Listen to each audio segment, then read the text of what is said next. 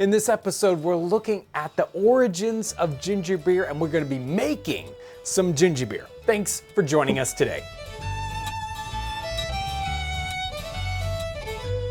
Ginger beer is such an exciting topic, and a lot of people are really excited about it, so I really started digging into ginger beer lately, and it was really interesting to research. When you get into the 18th century, you don't find a lot of ginger beer specific recipes. But when you get into the 19th century, they really start popping up and they're becoming very popular. Several weeks ago, I did a Q&A where we talked about ginger beers and ciders, things like that, and I read a recipe.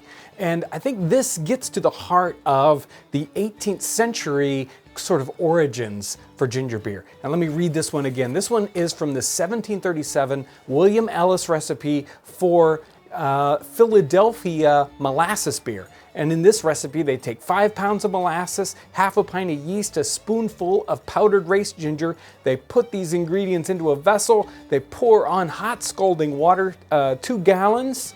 They let that clear. They add another 13 gallons of water, and then they let that ferment in a cask. It says let the liquor ferment for about 12 hours. That's it.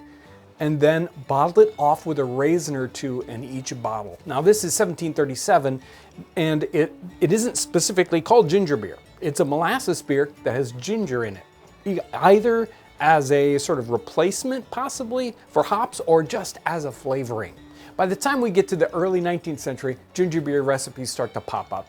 Here's an 1811 recipe from the New Family Receipt Book. And in this recipe, they're using spring water, white ginger, loaf sugar, lemon juice, and then yeast. That's it.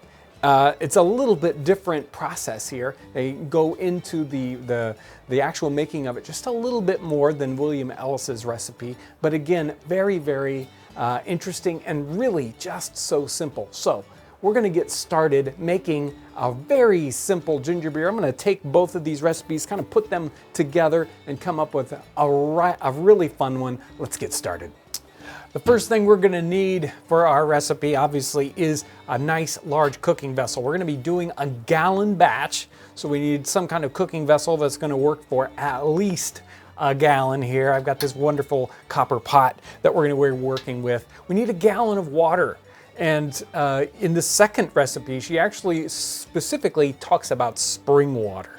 And as in all beers, water's the main component here, and it needs to be good, fresh, clear water. Many times in the early brewing, they talk about soft water. So we want to use really good water. So we've got a gallon of water here. The next ingredient is the sugar component of our ginger beer, and the early recipe called for molasses, and the ratio in that early recipe was something like a pound of molasses to 3 gallons of water. That's a pretty skimpy ratio. Most of the later ginger beer recipes call for approximately a pound of sugar or molasses to every gallon of water. So we're going to be using about a pound of sugars here.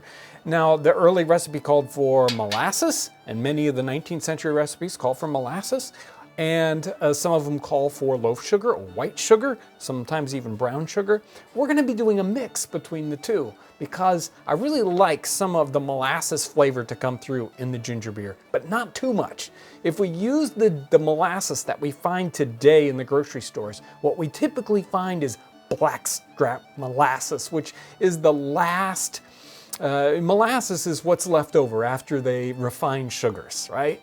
And they get out all the good white sugar, and what's left over is this brown goo. And blackstrap is the last stage of that, and it's very, very strong and not terribly sweet. In the 18th century, molasses was likely something, their version of molasses would have been something like Barbados molasses that you find today, or a light baking molasses. That can be very difficult to find. Generally, when I went looking recently, all I found was blackstrap. So I'm doing a mix here of molasses, and I've got because we've got a gallon of water, about 8 ounces. Then the rest of the sugars, I'm going to be using a turbinado sugar. You could use standard white sugar. In the 18th century, turbinado sugar probably would have come in a great big hard brown lump, and we would have had to break it up with a hammer and sugar tongs. This fortunately is nice and broken up for us already. So we got about 8 ounces of brown sugar, turbinado sugar. So the next ingredient up is ginger.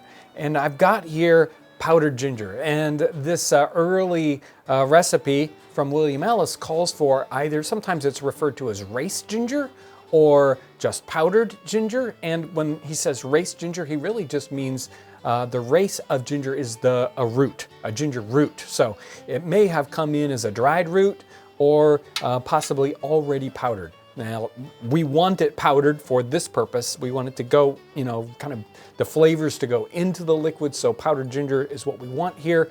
And the ratio typically is about an ounce or so per gallon. Now, again, these recipes are all up and down. We can do whatever we want when we're making this recipe. If you really like ginger, you can use an extra quantity. If you're not a big fan of ginger and you want that molasses flavor to come through, then you can kind of not put as much ginger in, but an ounce of powdered ginger is a good place to start with a gallon. Powdered ginger has its own sort of gingery flavor. If we want an extra punch of kind of a fresh ginger flavor, then we can actually come in here and put in some diced ginger root, some fresh ginger. So I've taken one of these roots, I've chopped it up and diced it. This isn't as powerful a flavor really, and I really like ginger, so sometimes I might put in a whole bunch here. A couple ounces of diced ginger will work. If you really want to get some of these extra juices out of it, you can take a mortar and pestle and pound this up, bruise it, get some of the juices out of it. The last little ingredient here, which shows up in the 19th century recipes, is the lemon. And we're gonna put a little bit of lemon zest, and we're gonna squeeze 1 lemon's worth into this pot here. The flavor doesn't really pop right out on the lemon, but I think it's a nice little ingredient, and it shows up in so many of the recipes. So all our main ingredients, at least so far, are in the pot, and it's time to get this over the fire. So many times in these early recipes, they boil this thing for a long time. But it turns out all that we really need to do is sort of sterilize the components and draw out some of the flavor oils in this. So we really don't need to get this boiling very long, but we definitely need to get it up to a boil. So let's get this on the fire.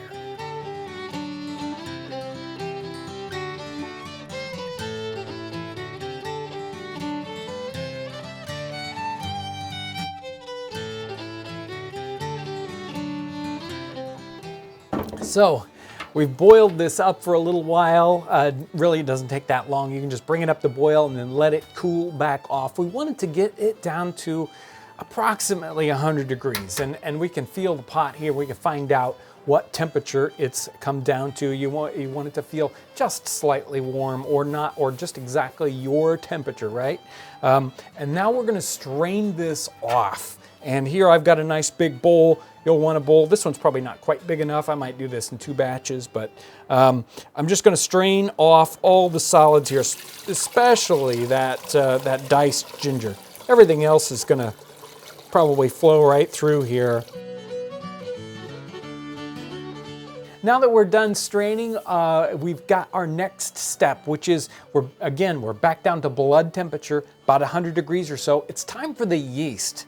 And this is what makes it beer, right? And other than that, it's just sugar water with some flavoring. What they typically did in the 18th century was they used brewer's yeast. They used yeast that they got from the brewer to do this. So the brewer would use his regular beer yeast in this situation.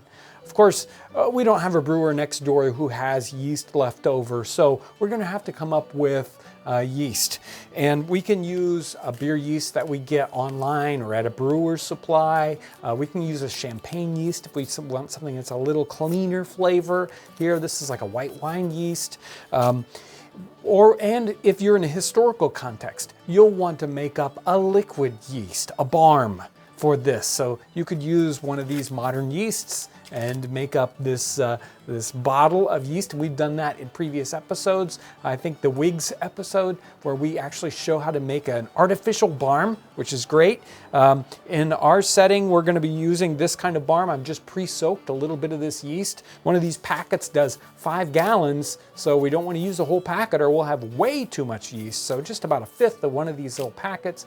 You could also, if you don't want to order something or find a brewer supply, if you're not in that kind of an area, you can use, in a pinch, you can use bread yeast and it'll do some interesting things. It's not going to work quite the same way. You might have to play with the ratios a little bit, but a little bit of active bread yeast might do the trick too. That's something you'll have to try out. I tried one batch, turned out pretty well. I mean, it didn't carbonate nearly as much, but I didn't kind of let it work as much either. So you might need a little bit. That's an experiment that you're going to have to do at home. But this yeast is ready to pitch. I've just kind of pre-soaked a fifth of one of these little packets, and we'll pour that into our batch here. Now it's time to let this set and ferment. And the recipes sort of vary on these. I'm just going to cover this bowl up with a cloth. I want to leave it in a standard room temperature situation. It generally says maybe 12 hours. Some of them say until it starts working. Other ones say it until it stops working. There's so many different recipes and they each deliver a slightly different product. But what we're going to do is we're going to set this aside and let it ferment for probably 12 to 16 hours. I'll probably let this work overnight and then we'll come back and see how it's doing.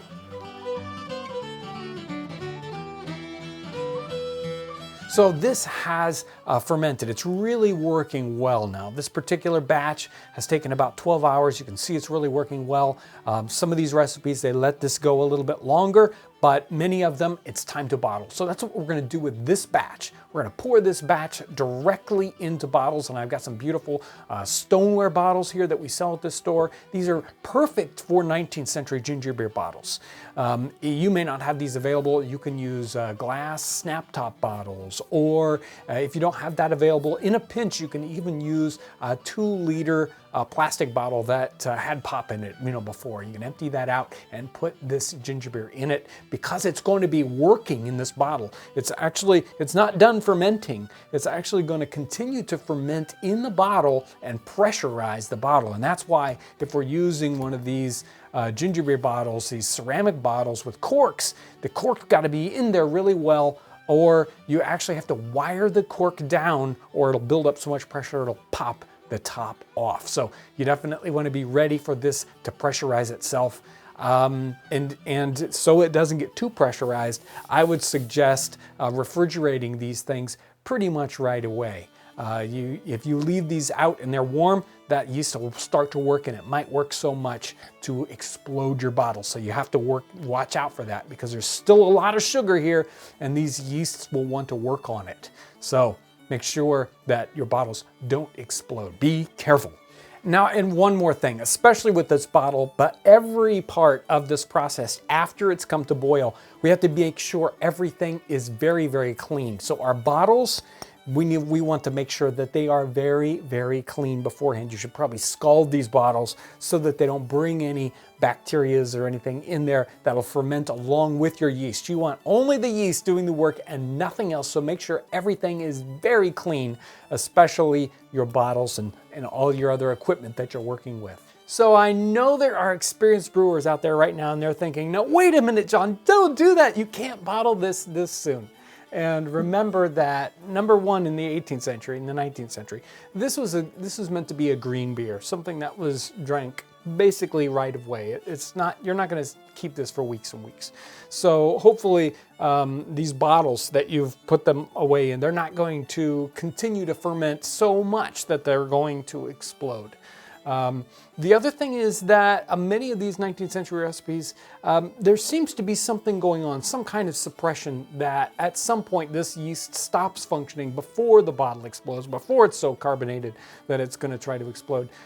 We're not sure exactly what's going on with these recipes. And I've only made 20, 30, 40 bottles of this stuff. I haven't had any bottles explode yet. But one of the things I do with these is I put them in the refrigerator right away. That slows this action down so that it doesn't get too pressurized and exploded. I'm not sure what's happening in the 18th century, and I'm sure some of their bottles exploded in the 19th century or in the 18th century if they corked them up too well and they let them set where it's too warm, because there's still a lot of sugars in here, and this yeast is just wants to keep working on it and working on it.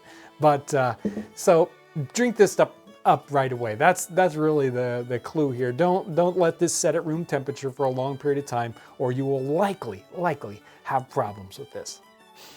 Well, here is our nice poured ginger beer, and it's time to taste this. Now, this isn't the batch I just did on screen. This one's actually one I've done about a week or so ago. It's had a little bit of chance to age. Now, some of these you want to give it time.